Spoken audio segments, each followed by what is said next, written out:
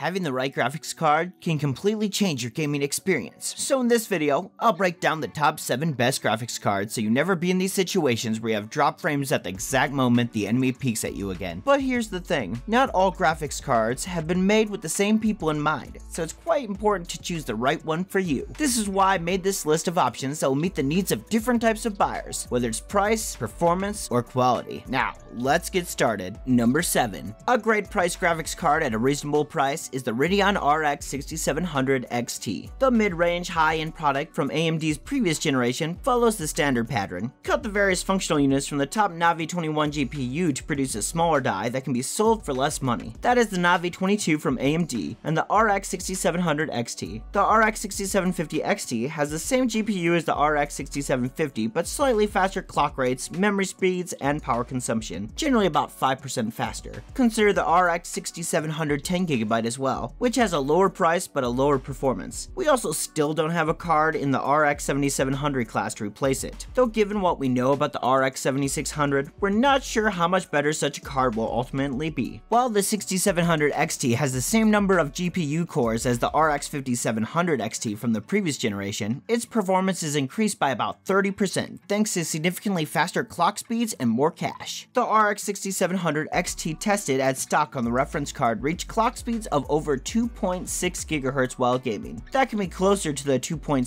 GHz on the factory overclocked models while keeping the GPU safe. The RTX 3060 Ti and RX 6700 XT face off against each other in our performance tests. While ray tracing games run slightly slower, rasterization performance is a little bit faster. Despite having 50% more VRAM, the RX 6700 XT may perform better in newer games. The good news is that given the arrival of the RTX 4060 Ti Nvidia's card, which was previously available for $310, is now on clearance. Number 6. Latest generation AMD, in stock below, MSRP, is the Radeon RX 7900 XT. We are left searching for the best options as the cost of many older generation cards is rising in terms of rasterization performance. AMD's new RX 7900 XT generally outperforms the RTX 4070 Ti, but it lags behind in ray tracing games by a significant margin. Thankfully, the $100 premium in MSRP has now all but disappeared. You get all the most recent AMD RDNA 3 architectural updates as well as price parity from AMD. Additionally, AMD doesn't cut corners when it comes to VRAM, giving you 20 GB. Compared to the rival 4070 Ti,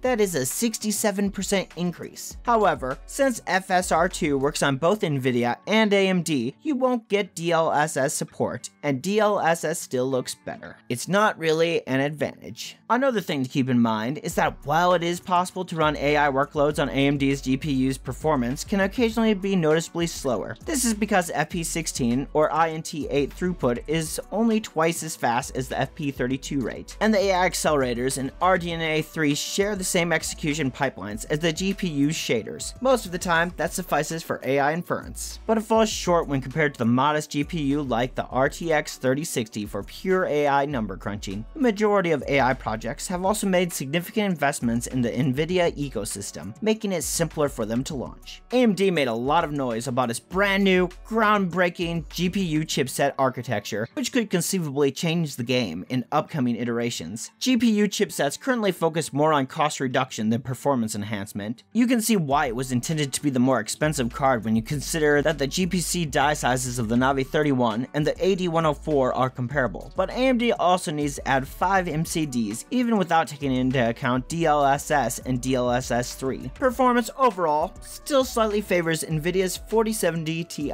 Number 5. A balanced, latest generation Nvidia GPU is the GeForce RTX 4070. As we complete the switchover between GPUs of the old and new generations, some challenging choices must be made. The RTX 4070 didn't completely astound us with its performance or affordability, although the RTX 3080 and above are now essentially no longer available. It performs generally on par with the RTX 3080 from the previous generation, has the most recent Ada Lovelace architecture and features, and costs $100 less. As it charges the maximum price it believes it can get away with, Nvidia won't win any prizes for providing great value. It also appears more appealing than many alternative scenarios. Although it is roughly tied with AMD's RX 6950 XT in terms of overall performance, the real advantage is in terms of power consumption. Compared to many any factory overclocked RX 6950 XT cards, it uses about half as much power. Once DLSS 3 frame generation is enabled, the RTX 40 series is much faster, as Nvidia is quick to point out. These generated frames increase input latency and, as we have previously stated, are not equivalent to real frames. It's not that DLSS 3 is bad, rather we prefer to compare non-enhanced performance. In terms of feel, we'd say DLSS 3 enhances the experience over the baseline by 10 to 20% rather than the 60 to 100% you'll see in Nvidia's performance charts. Number 4. Great AMD value for strong 1080p performance is the Radeon RX 6650 XT. The RX 6650 XT from AMD is a refresh and replacement for the RX 6600 XT, providing marginally more performance for essentially the same cost, right behind the RX 6600. It is the second best value overall, but it gives your frame rates a little more oomph, at least according to current testing. It is also only 3% slower than the new RX 7600. However, the speed difference may widen in the future due to game and driver updates. Performance is also slightly better than the RX 5700 XT from the previous generation, which is remarkable given that the memory bus has been reduced by half to just 128 bits. The 8GB of VRAM raises understandable concerns, but AMD and Nvidia are both keeping 8GB on their $300 cards for the most recent generation. We advise lowering texture quality by 1 or 2 notches if you come across a game that runs out of VRAM at 1080p. You most likely won't even notice the difference. Ray tracing performance is not a key differentiator. As was mentioned for the other AMD GPUs, most of the DXR compatible games we tested could be played at 1080p medium, but a few couldn't even achieve 30 frames per second at that resolution. Without the use of DLSS, Nvidia's RTX 3060 is, for instance, about 35% faster, more so in games like Cyberpunk 2077 and Minecraft. A further 30 to 40% faster would be achieved by Nvidia with DLSS quality mode. FSR2 doesn't really address that either because it boosts performance at a rate that is comparable to all GPUs and has a less appealing appearance. Number 3. Best overall value to avoid ray tracing is the Radeon RX 6600. The 6650 XT is replaced by the Radeon RX 6600, which scales back a few of the 6650 XT's positive features. In terms of overall performance, it's about 20% slower, and when DXR games are taken into account, it just barely surpasses the RTX 3050. Discounting DXR, as you should with this level of hardware, it actually performs at a rate of about 25% faster than the 3050, and only a little slower than the RTX 3060 and ARC A750.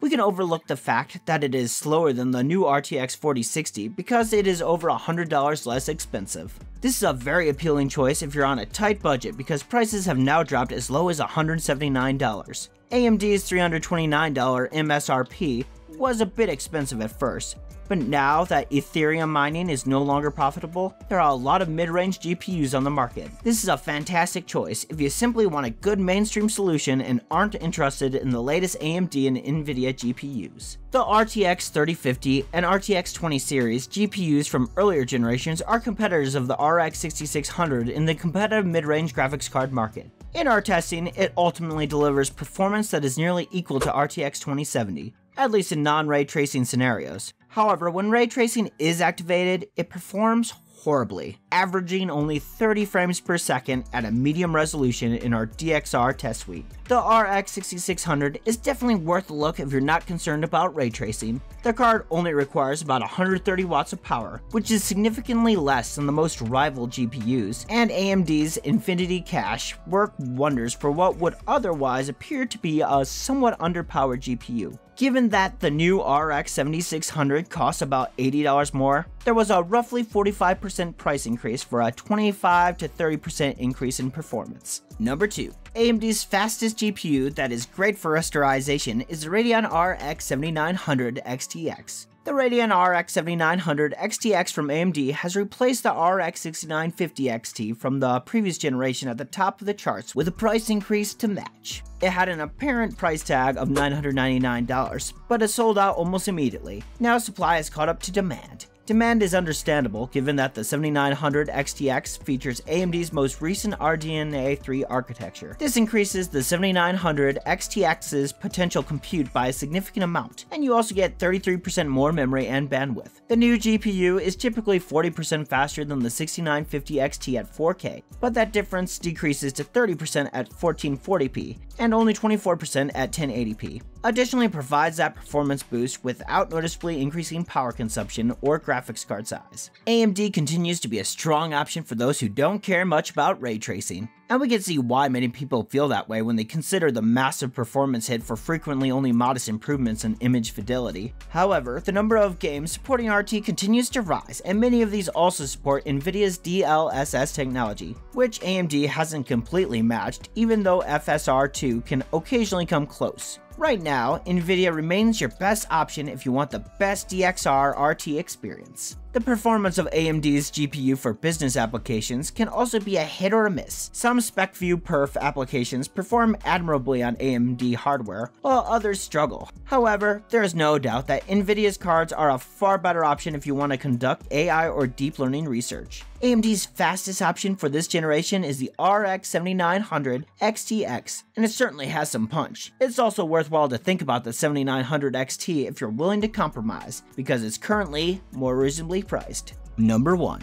And finally, the fastest graphics card that is great for creators and professionals is the GeForce RTX 4090. Some believe that the fastest graphics card is the best, regardless of price. To precisely this group of users, Nvidia's GeForce RTX 4090 is geared. It also marks the introduction of Nvidia's brand new Ada Lovelace architecture, making it the most potent card the company has to offer. The RTX 4090 Ti will most likely not appear for a while. If you were dissatisfied that the RTX 3090 Ti was only marginally faster by about 30% than an RTX 3080 in the majority of workloads, the RTX 4090 has more to offer. It performs on an average 60% faster than the 3090 Ti across all our gaming benchmarks. The 4090 is also significantly faster overall than AMD's RX 7900 XTX, despite having a 60% higher price. Let's be clear about one thing: to get the most out of the RTX 4090, you really need a high refresh rate 4K monitor with some demanding DXR games. Its advantage over a 3090 Ti drops to 49% at 1440p and to 38% at 1080p. At 1080p, the advantage over the RX 7900 XTX drops to just 31%. Also, it's not just about gaming performance. The RTX 4090 outperforms the RTX 3090 Ti